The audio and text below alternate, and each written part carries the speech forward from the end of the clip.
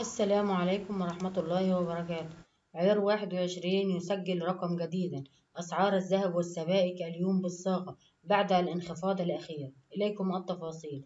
عزيزي المشاهد، من فضلك لا تنسى دعمنا بإعجاب ومشاركة الفيديو وتفعيل الجرس حتى يصلك كل ما هو جديد. حافظ سعر الذهب اليوم السبت 7 ديسمبر على ارتفاعه بجميع الأعيرة قبل بداية تعاملات الصاغة، ليتراجع سعر الجنيه الذهب بنحو 120 جنيه، فيما انخفض سعر جرام الذهب من عيار 21 بنحو 15 جنيه وفقا لآخر تحديثات لشعبة الذهب والمجوهرات. وإليكم الأسعار.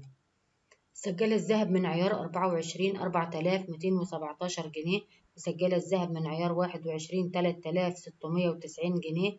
أما عن سعر الذهب من عيار 18 فسجل 3262 جنيه، وسجل سعر الجنيه الذهب 29520 جنيه. أما عن سعر أوقية الذهب فسجلت 2658 دولار. إليكم أسعار السبائك.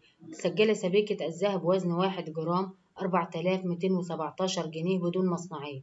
سجل سبيكة الذهب وزن 2 جرام ونص 10542 جنيه. سجل سبيكة الذهب وزن 5 جرامات 21085 جنيه. سجل سبيكة الذهب وزن 10 جرامات 42170 جنيه. سجل سبيكة الذهب وزن 20 جرام 84340 جنيه. سجل أونصة الذهب 31 جرام 131148 جنيه.